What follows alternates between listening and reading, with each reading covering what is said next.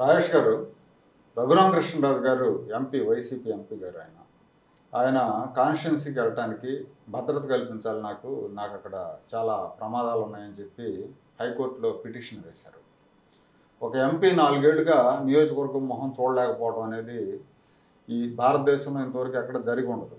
అలాగే ఒక ఎంపీని ఆ రకంగా టార్చర్ చేసి చావు అంచుల్లాగా తీసుకెళ్ళటం కూడా ఎక్కడ జరిగి ఉండదు. దాని మీద ఎక్కడ కూడా ఏ వ్యవస్థ సరిగా స్పందించలేదు. కేంద్రం కావచ్చు, న్యాయ వ్యవస్థలో ఆయన కూడా పిటిషన్ కూడా వేసినట్టున్నారు. దాని మీద ఇంతవరకు ఏం అతిగతి లేదు.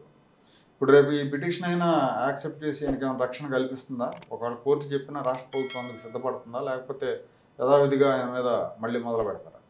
మనము పీఓకే అని వింటుంటాం, పాక్ ఆక్యుపైడ్ కాశ్మీర్ అని చెప్పని.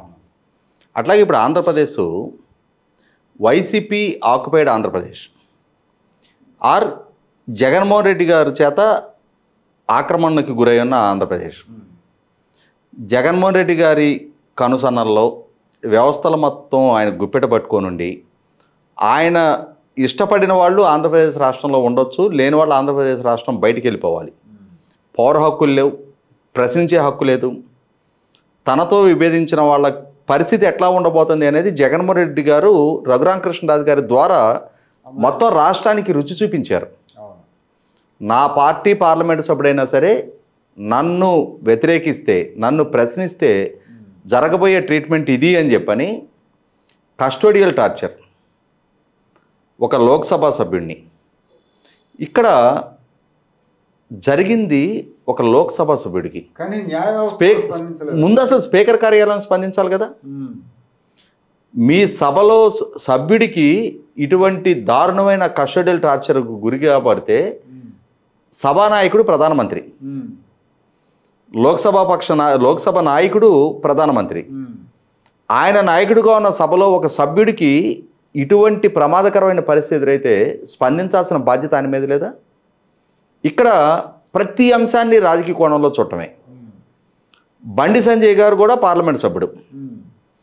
కరీంనగర్లో ఆయన అరెస్ట్ చేసిన సందర్భంగా ఆయన ప్రివిలేజ్ కమిటీకి కంప్లైంట్ చేయడం జరిగింది, నా హక్కులకు భంగం కలిగింది అని. ఇమ్మీడియట్గా స్పందించింది స్పీకర్ కార్యాలయం. తెలంగాణ పోలీసుని వివరణ అడిగారు, విచారణకు రమ్మన్నారు. మరి ఇంతకంటే ముందు జరిగింది కదా రఘురామకృష్ణరాజు గారి అంశం. ఆయన కూడా అదే సభకి సంబంధించిన సభ్యుడు కదా. ఆయన ప్రివిలేజ్ కమిటీకి కంప్లైంట్ చేశారు కదా, నన్ను కస్టోడియల్ టార్చర్కి గురి చేశారు సోన్స్ అధికారులు అని చెప్పని. సోన్స్ అధికారి మీద విచారణ జరపండి అని చెప్పని ఆయన సుప్రీంకోర్టు వరకు వెళ్ళారు కదా. ఇవాళ ఇంకా సిగ్గుపడాల్సిన వ్యవహారం ఏంటి అంటే, ప్రధానమంత్రి హోదాలో నరేంద్ర మోడీ గారు ఆజాదీ కా అమృత మహోత్సవంలో భాగంగా ఆయన అంటే రఘురామకృష్ణరాజు గారి నియోజకవర్గంలో భీమవరం పట్టణంలో అల్లూరి సీతారామరాజు గారి విగ్రహావిష్కరణ కార్యక్రమానికి వచ్చారు. ఆ వస్తున్న సందర్భంగా స్థానిక పార్లమెంటు సభ్యుడు ప్రోటోకాల్ ప్రకారం ఆయన ఉండి తీరాలి. ప్రధానమంత్రి పర్యటన జరుగుతున్న సందర్భంగా స్థానిక పార్లమెంటు సభ్యుడు హాజరు అయ్యి తీరాలి. ఆయనకి సంక్రమించిన హక్కు, అది అధికారం, ప్రజలు ఇచ్చారు అధికారం. అటువంటి అధికారం హరణకు గురవుతుంటే ప్రోటోకాల్ లిస్టులో ఆయన పేరు తీసేస్తే ప్రధానమంత్రి కార్యాలయం మీ పార్టీలో ఉన్న అంతర్గత సంక్షోభాలకి ప్రధానమంత్రి ప్రోగ్రాంను ఎందుకు బలి చేస్తున్నారు? మీరు ఇక్కడ రూల్ ఫాలో అవ్వాలి, మీరు ప్రోటోకాల్ ఉల్లంఘన చేసిన పక్షంలో ప్రధానమంత్రి హాజరు గారు అని చెప్పని ఒక కఠినమైన నిర్ణయం ఎందుకు ప్రకటన చేయలే?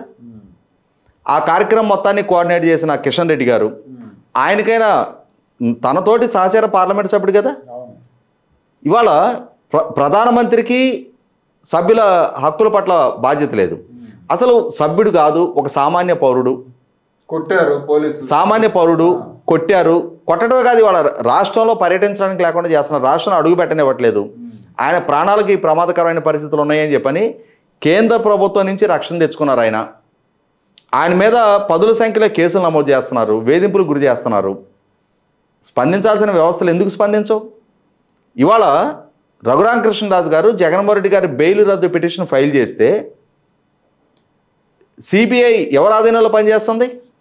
అంతకుముందు సిబిఐ రఘురామకృష్ణరాజు గారు అంతకుముందు సిబిఐ జగన్మోహన్ రెడ్డి గారి బెయిల్ రద్దు చేయమని చెప్పని ఆయన విచారణకు సహకరించట్లేదు, ఆయన బెయిల్ కండిషన్స్ వైలేట్ చేస్తున్నారని చెప్పని కోర్టు దృష్టికి తీసుకెళ్ళింది. అదే అంశాలని స్పెసిఫిక్ ఎలిగేషన్స్ తోటి, ఎవిడెన్సెస్ తోటి రఘురామకృష్ణరాజు గారు బెయిల్ రద్దు పిటిషన్ ఫైల్ చేస్తే సిబిఐ జగన్మోహన్ రెడ్డి గారికి వత్తాసు తెలిపితే అఫిడవిట్ ఫైల్ చేసింది. సిబిఐ ఎవరు ఆధీనంలో పనిచేస్తుంది? కేంద్ర హోంమంత్రిత్వ శాఖ ఆధ్వర్యంలో. అంటే ఇక్కడ కేంద్ర హోంమంత్రిత్వ శాఖ, ప్రధానమంత్రి అందరికందరూ జగన్మోహన్ రెడ్డి గారి ఉల్లంఘనలని, ఆయన అతిక్రమణల్ని పూర్తి స్థాయిలో సహకరిస్తున్నారు. కాబట్టి ఇవాళ కొన్ని లక్షల మందికి ప్రాతినిధ్యం వహిస్తున్న దేశ అత్యున్నత చట్టసభకి ఎంపికై ఉన్న సభ్యుడై ఉండి కూడా, ప్రజల ప్రతినిధిగా ఉండి కూడా రఘురామకృష్ణరాజు గారు తన సొంత రాష్ట్రంలోకి, తన సొంత నియోజకవర్గంలోకి అడుగు పెట్టలేని దుస్థితిలో ఉండిపోయారు.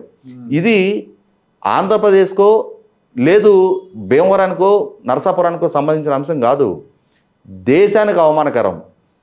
ఇవాళ భారతదేశంలో భారతదేశ పార్లమెంటు సభ్యుడు ఒక ఆయన నియోజకవర్గంలో అడుగుపెట్టే పరిస్థితి లేదు అని అంటే పాలకుడుగా ఉన్న నరేంద్ర మోడీ గారు సిగ్గుపడాలి. ఇది పాకిస్తాన్ కంటే ఘోరం. నరేంద్ర మోడీ గారు సిగ్గుపడాలి, తర్వాత జగన్మోహన్ రెడ్డి. ఇవాళ సభానాయకుడు నువ్వు, మీ పాలనలో మీ సభకి సంబంధించిన ఒక సభ్యుడు ఇవాళ తన నియోజకవర్గంలో అడుగు పెట్టలేకపోతున్నారు అని అంటే ఆయన రక్షణపైకి మీరు తీసుకుంటున్న చర్యలేంటి? ఇవాళ ఒక పార్లమెంటు సభ్యుడికి రక్షణ కల్పించలేని మీరు ఇవాళ సామాన్య పౌరుడికి రక్షణ కల్పించగలుగుతారు? ఇవాళ ఆర్భాటపు ప్రసంగాలు, ఫోటో సెషన్లు కాదు, ప్రజలకి మీరు న్యాయం చేస్తున్నామని చెప్పని కనిపించాలి. న్యాయం చేయటమే కాదు, న్యాయం చేస్తున్నది ప్రజలకు కూడా తెలియాల్సిన అవసరం ఉంది.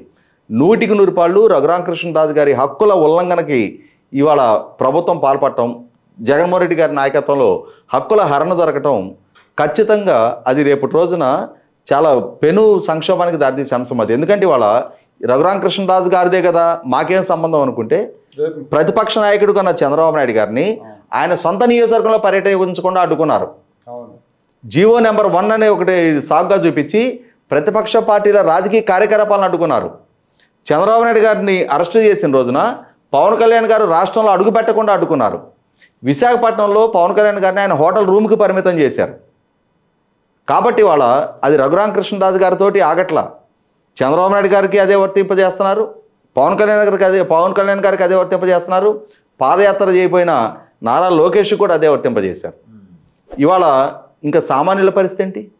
ఇవాళ ప్రజలు ప్రభుత్వానికి వ్యతిరేకంగా ఒక చిన్న ఉద్యమం ఏదైనా చేయాలి అని అంటే ఓ పక్క చూస్తున్నాం, అంగన్వాడీలు, ఆశా వర్కర్లు, సర్వశిక్ష అభియాన్ సిబ్బంది, మున్సిపల్ పారిశుద్ధ్య కార్మికులు, విఆర్ఏలు, చిరుద్యోగులు వీళ్ళందరూ ఎస్మా ప్రయోగిస్తున్నారు, వాళ్ళ మీద కఠిన చట్టాలు ప్రయోగిస్తున్నారు, హక్కుల హరణ జరుగుతుంది, ప్రశ్నించే తత్వాన్ని అణిచివేస్తున్నారు. ఇటువంటి సందర్భంలో పార్లమెంటు సభ్యుడైనా పారిశుద్ధ్య కార్మికుడైనా ఒకే విధమైన అణిచివేతకి ప్రభుత్వం ద్వారా గురవుతున్నారనేది వాస్తవం.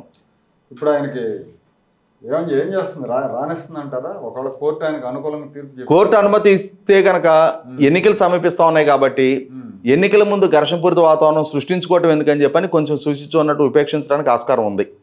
అది ఎన్నికలు ముందుకొచ్చున్నాయి కాబట్టి ఇంకో ఎట్లాగో నోటిఫికేషన్ ఇంకో 20 రోజుల్లో అవును కాబట్టి షెడ్యూల్ వస్తుంది కాబట్టి కేవలం ఎన్నికల కారణంగానే ఏదైనా వెసులుబాటు దక్కితే దక్కాలి ఆయనకి, లేకుంటే అడుగు పెట్టినెవరు. ఓకే అండి, థ్యాంక్ యూ.